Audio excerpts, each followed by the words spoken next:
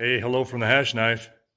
Well, today we get to do some heavy, hard, hot work, but we're trying to do it as early as we can after we've got all of the water checked and everybody fed and made sure everybody's looking good. So we have a special guest, actually two of them. One, there's Bet. That was my dad's horse, and now he's basically my horse. So we're going to throw some shoes on the front of him, and then we're going to just take a quick trip. So we may only put a half shoe job on him, just do the fronts. We'll see how it looks and what's going on. The other special guest is, there he is. He's home and went to the Army, so he didn't have to work near as hard, but he's back and we're going to work the dog snot out of him. So there's the shoeing box, and he's just checking the sharpness of his hoof knife, and it will leave some DNA around. So he's just going to give it just a final little hone. It shouldn't be in too bad a shape because I did this, I don't know, a week ago maybe. But getting a nice edge on that is always good for trying to cut into these, the sole planes on the hoof, and trim up a little bit of the frog if you need to. The apex, all that kind of stuff, so you can hit your landmarks while you're trimming, which is the most important part. And then you put some shoes on it. Yeah, nice and sharp. Okay, so was it? And it's funny because I learned how to tie knots and stuff from a left-handed dad, and I'm right-handed, so there's some of these I tie backwards. He started shoeing and trimming with a left-handed knife and got used to it, so he has a hard time doing anything else. So he's got to find his left-handed knife so that he can chew a little, or trim a little bit more efficiently.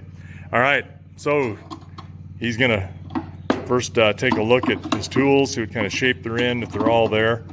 And that's a rasp for some of our work that's finished. There's our nice rasp we got two rasps. When the new ones we use for just trimming hooves, just working on them because it's nice and sharp. This one, once we've got nails and stuff in the hoof, then we can go ahead and work them down, smooth them out a little bit. I just hate putting a rasp against the shoe and some of the nails when it's a really nice one, so we want to do that. And he's got nail nippers. He's got his hammer in there. So the first thing he's going to do is just pick that foot up, take a look at it, and make sure it's good. I kind of got a surprise for him on this guy. Did you do a lot of work? I trimmed his fronts yesterday a lot, so he's going to have to, he'll look at them, pick it up. I'll bet. Give me a break. You want to stand in the sun? We'll stand in the sun. All right. And he's going to pull that foot up, kind of stabilize it, make it nice and secure. Taking a look at that foot. Yeah, this is good. Yeah, I trimmed it pretty dang close yesterday, so we just have to do a double check on it, make sure it's okay, and then fit a shoe and put it on them. And then nice and square, and then you can put a shoe on that so that everything is nice and even, just like it should be, and it doesn't do any undue strain on any ligaments, tendons, anything like that, make a muscle sore on one side. All right, he's got his shoe. He's gonna fit that to it. And he's gonna take a look, he's gonna take his thumb, and right here is the apex of the hoof, or the frog, and he's gonna kind of do about a thumb's width from that to right here at this rim, back just a little bit more, so he rolls over on that, breaks over. And look at that shoe, comes right to the end, that heel bulbs. Yeah, that's a good fit. Now you just gotta make sure that the white line of the foot is underneath, comes out to the edge. Oh yeah, I think that's gonna be really good. There's gonna be minimal shaping on this hook, or on this shoe. How many nails does it take to? 15 if it takes that many, nailed from every direction like pieces of wood. Just kidding, that's kind of the way I shoe. Yeah, I'll do 4. I usually put 4 to get it to hold and then fill it up with 8. you can probably only do 6. We're not going to be into some super hard country with these guys, but it's going to be rocky. A lot of times I'll just put 8 nails in on a per shoe. And these particular shoes, you can actually put 12 nails in. You wouldn't do that, but the holes are there so that you can move them into different spots wherever you're really needed. What you looking for? Hammer. And it's kind of a little trick to these. For people that don't know, you always put your nails in on your heel side of it first, because it holds. Oh, they're showing. Let's show them that. There's a flat side and a beveled side to the tip of that, and you always want that to run so that it will. That helps. There you go.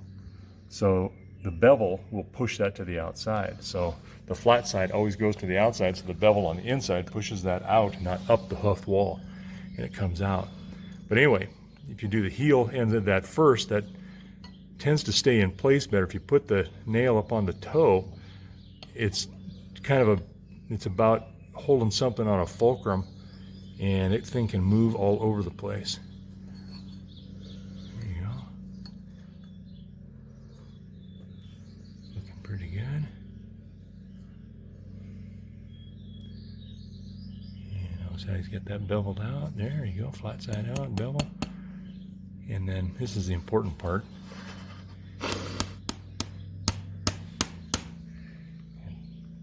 The harder you hit, the more it'll drive it out.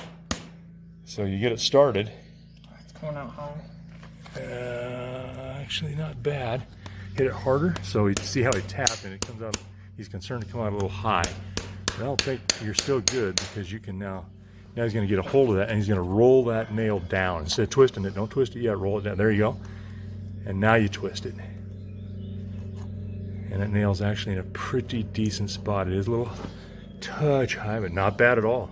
That's pretty good for not doing that for a few years, Calen. And this is not easy work. These guys who do this for a living absolutely earn every penny. Unless they're shoeing my horses, then they're overpaid.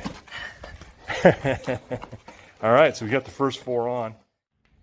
All right, so I had to go tend to a horse I got in the corral training, so Calen got these dropped in. He's putting a hardy block under there to turn those, set those nails and then turn them out a little bit on the side of the hoof. And that kind of just sets them a little deeper and gets them started so they're going out about 90 degrees from the hoof wall instead of straight up on the same tangent that the nail went in. Don't hit your thumb. Yeah, you don't want to hit your thumb because that hardy block is plenty hard, and so is that shoe. You see how he gets it up underneath of there and then bangs that and just starts to turn that nail a little bit. Drops it in, turns it out. Very good. Same way. Oh, easy there, buddy. Yeah. That's a good example. That really turned it out. All right, now you can take his nippers. What's the matter, kid? Yeah, I'm back here. It's all right. It's kind of unusual to have somebody on both ends of your skeleton there, isn't it? Now he'll just pick those, and you can turn either way. You can do it this way, or he can set the hoof out in front, whichever way he prefers. But then he's just gonna get these nippers, nip those nails off, get them a little closer so they don't stick out so far and they're not so unsightly. Makes a nicer, neater trim.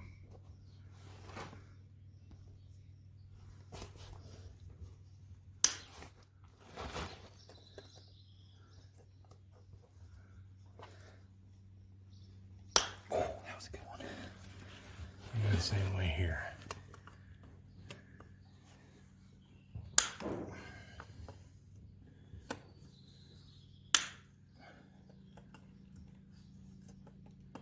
Let's go one nail at a time, not both at the same time. No, one nail at a time is plenty on these guys there. Those nails they are very strong. Yeah, I'm not gonna get that. That's for sure. That one close enough, probably twisted off just where you wanted it. All right, now He's going to grab the older rasp. There you go, just like a pretty, pretty princess. Yeah, he's a princess, all right. And then he's just going to make a score mark right underneath of those. Kind of take some of that hoof away that has been pushed out by the nail. And it allows that hoof or that nail to be drawn down without breaking more of the hoof out. Why don't you hit that a little harder? Just go ahead and put it, there you go, put a groove in that. Don't be afraid to take some of that hoof material out because it's not going anywhere. And that allows that nail to lay flatter and be able to be clinched in place. All right. Now you do the same thing. Now he's just going to take his clinchers, nail clinchers, and roll them down. I think that back one's not rolled over.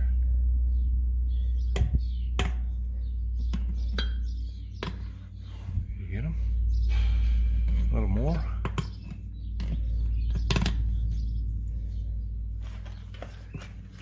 Let's see a little better on this side. There we go. See how that just rolls those nails right over, flattens them out against that hoof wall. Easy, kiddo.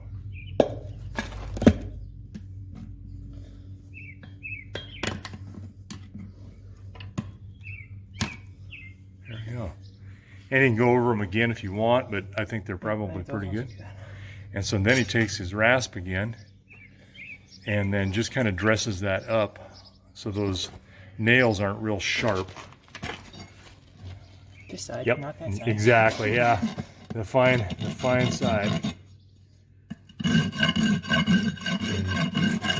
don't want to file the nails off, but you want to take the edge of that. Good boy.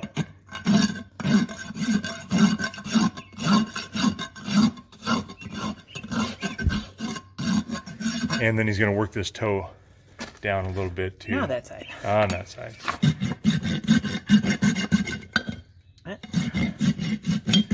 And square that toe off a little bit because that's how they do it naturally. And just kind of go around all the way around the edge. Smooth that off. So again, it doesn't break out. The shoe is protecting it. And he's got kind of a little bit of a flat spot on his hoof at all, and that shoe comes out to it, so we're good there. And then I think I have to take my turn at this next. Looks pretty good. Looks good. I think you're going to be all right. Oh. And the whole thing is to get them to hit a nice heel first landing when they walk, and then we will walk him when I get this other shoe on. It's coming in. Some, yeah. Get the angle about right for how straight these are now. They flatten, and now I just got to push them in a little. The same way. He's kind of chipped out here, so it's a little bit wider on the shoe than it is the foot, but it will be protected. So now I'll go ahead and shoot.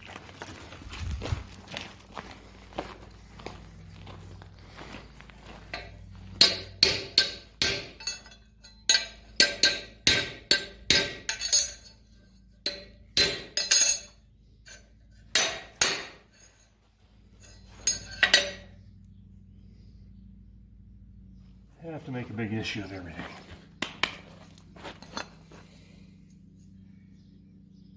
It's coming in a little better. Okay, there. That could come in just a touch. I'm going to show a little bit of shoe on the outside of that, but that's okay. I think we're pretty darn close right there. Okay. Is there any particular reason you don't do 4 at once before you twist? Mm-hmm.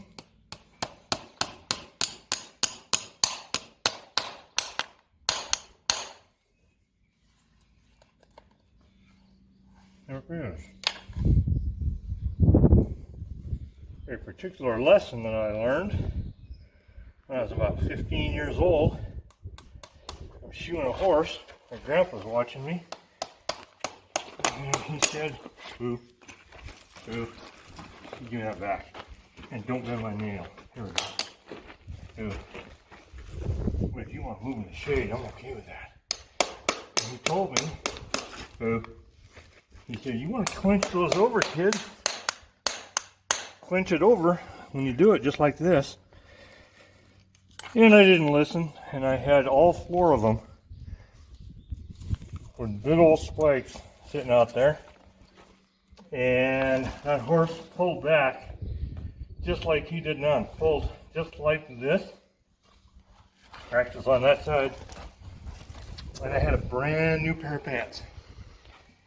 And I wasn't wearing a pair of shoe jabs. God knows what reason. And he just ripped 4 nice long nail drags through there. And I felt it hit my skin. I was like, whoa. And I didn't care who was around. I pulled my pants down and took a look at my leg, and I had 4 nice little scratches right along where that femoral artery runs. So, lesson, drive, twist, off, drive. Don't do drive, drive, drive, drive, and then twist, twist, twist, twist, because you may never get that chance. Good lesson. The old man just looked at me and went, I figured that was going to happen. Thanks, Grandpa. These were hard men I grew up with. Okay, Calen has now gotten victim number 2. And this is Mountain Man. This is his brother's horse. So his brother's kind of coming out on the square end on this deal, I think, because he hasn't had to shoe any horses or trim any horses. Oh, he only has 6-pack of teams. Yeah. And so his horse will be ready for him when he shows up tonight for our ride tomorrow up in the mountains. But I guess being on a fire is not any picnic, supposedly. He'll tell us that, but I don't know. I think we're getting a kind of a tough end of the deal here. What do you think, Calen? Yep. Yep. And this horse his feet are extremely hard. They've always been really nice, solid black feet, but man, oh man, are they are tough. He's trying to get off that, exfoliate that sole material, and you can see it's kind of cracky. Got all kinds of little fissures in it, and really going to peel all that way, and you can see it's getting a little smoother underneath of that. So got to dig down through that stuff. Just kind of like your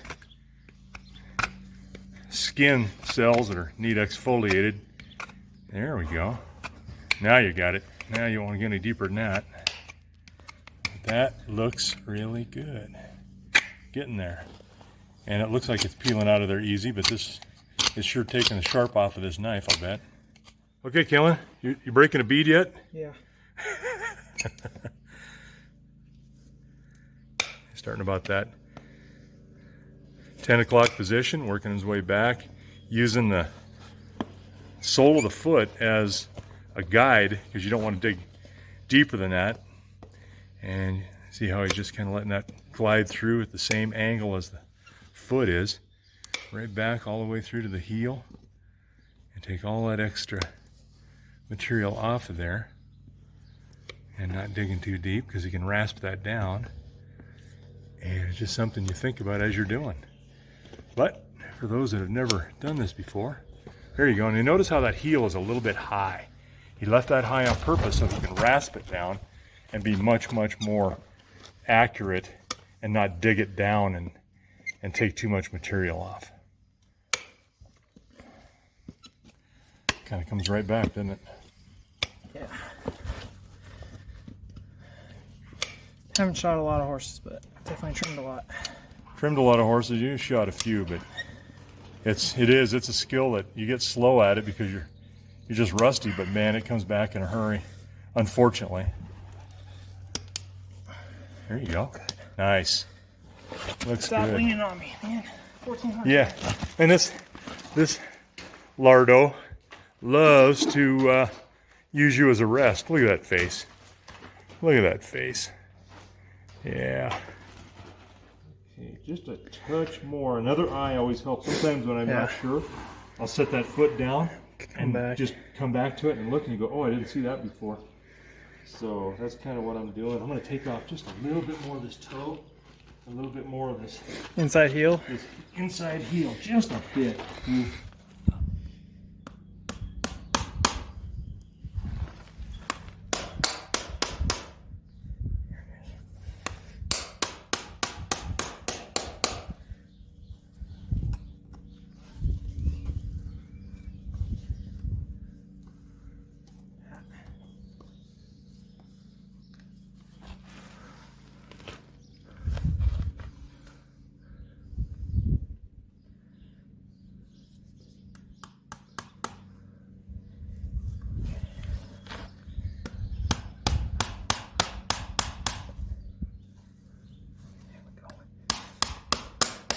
Got good depth on those.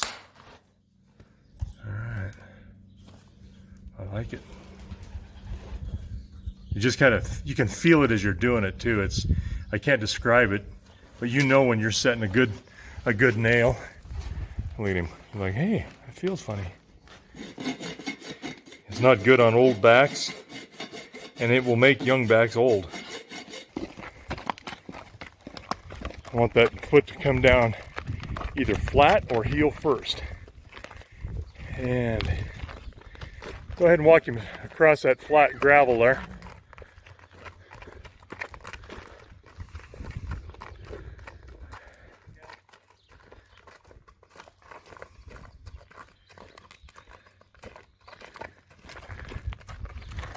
Yeah, it's looking good. Good job. All right. And we'll look his hinds over.